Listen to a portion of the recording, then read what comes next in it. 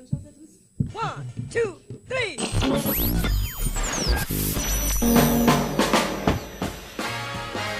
Radio Caillou, la radio de votre lycée. Et voilà. Bonjour chers auditeurs et bonne année 2019. Nous sommes le mercredi 9 janvier 2019 et il est 1h55. Vous êtes sur Radio Caillou pour la première émission de l'année. Je suis avec nos chroniqueurs habituels, Yacine, Jasmine, Sarah, Kenza, Haroun et Youssef. Bonjour. Vous allez nous accompagner tout au long de cette émission. Mais aujourd'hui, nous avons aussi un invité de marque, Monsieur l'inspecteur. Bonjour Monsieur Méry. Bonjour les enfants, bonjour tout le monde. Tout d'abord, voici le menu de l'émission. Youssef a enquêté sur les élèves de première qui demain passeront une épreuve du baccalauréat. Ensuite, Jasmine et Haroun poseront des questions à notre invité. Yacine nous parlera du thème de la prochaine émission. Et pour finir, Sarah et Kenza feront un point sur le calendrier.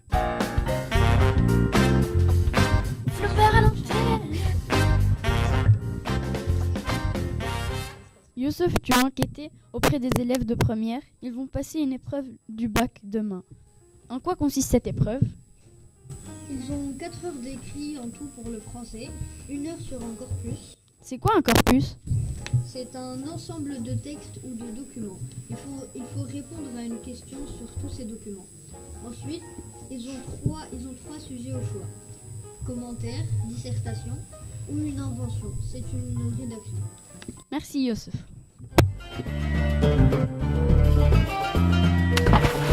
Un caillou dans la mare. Alors Jasmine et Haroun, vous allez poser des questions à Monsieur Méry. Oui, effectivement.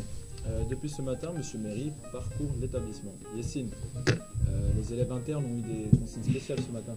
Oui, en effet, elle nous a demandé de tout ranger dans notre armoire, de bien faire notre lit, de ne pas laisser des choses par terre.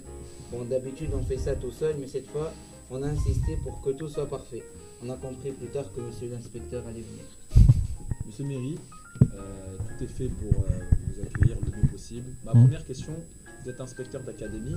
Tout simplement, votre travail consiste en quoi ? Vous venez inspecter les professeurs, les élèves ou les bâtiments ? Alors, c'est pas une inspection, c'est juste un regard sur... c'est un renouvellement d'homologation, exactement.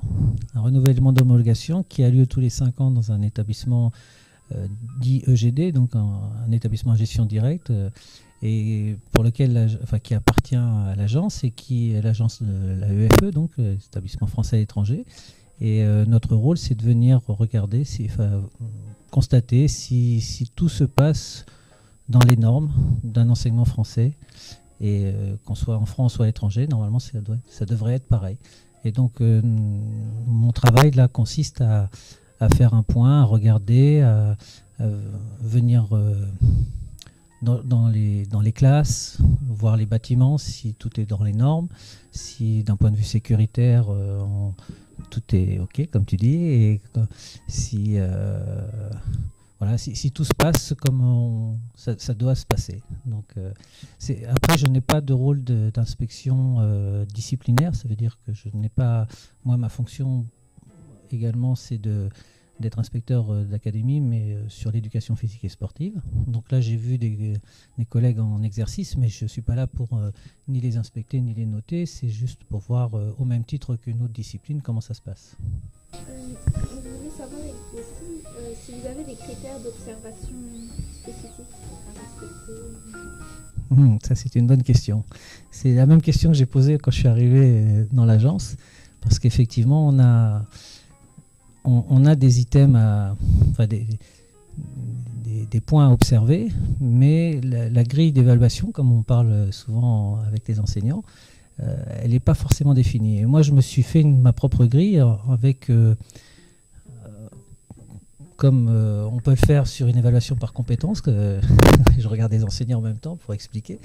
Et je me dis que est-ce que sur 4 niveaux, on arrive à dire si, d'un point de vue sécuritaire, ça relève de l'attendu ou si ça, même si ça dépasse l'attendu, ou si c'est insuffisant par rapport à un fonctionnement dit sécuritaire, si on prend l'exemple de la sécurité dans l'établissement.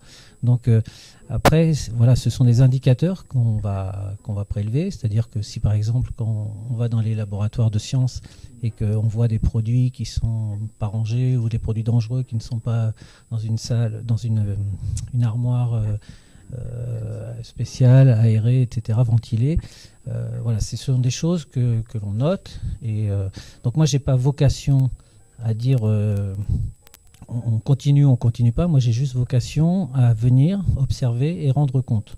Et après, il y a une commission nationale qui statue, et au final, c'est le ministère de l'Éducation nationale qui, dans le cadre d'une commission, va statuer sur le renouvellement ou pas de l'établissement. Voilà. Et si ce que vous voyez dans un lycée ne vous convient pas, qu'est-ce qui se passe? C'est à l'image de ce que je viens de dire, c'est-à-dire qu'on est là pour questionner, pour essayer de comprendre, et puis rendre compte.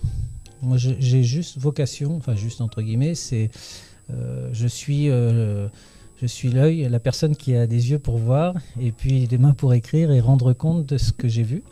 Et à partir de mes observations, la commission prendra une décision de renouvellement ou pas. Et après notre lycée, vous partez où? Alors, je vais enchaîner à Alger. Je vais retourner au Caire, je vais aller à Maputo, dans le Mozambique, je vais aller au Togo, enfin voilà, ça c'est pour les 2 prochains mois. Donc on est sur, moi je suis plutôt sur la zone Maghreb-Est Machrek, c'est-à-dire Tunisie, Algérie et Égypte. Donc tous les établissements qui doivent renouveler tous les 5 ans leur homologation, comme c'est la zone sur laquelle je suis prioritairement affecté, je vais dans ces établissements.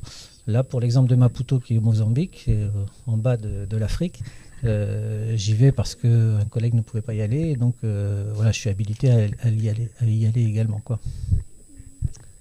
D'accord, merci Monsieur Méry. Alors, nous allons procéder à une petite plage musicale.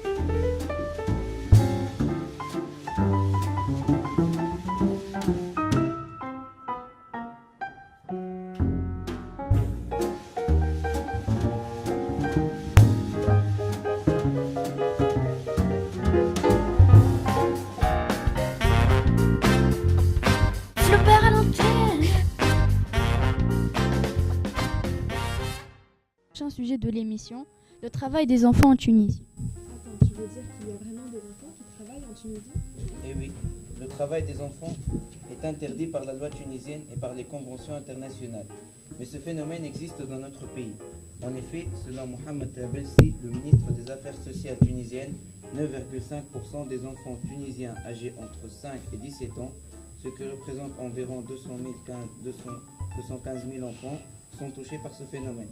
Mais ce n'est qu'une moyenne nationale, et les chiffres sont très différents d'une région à l'autre.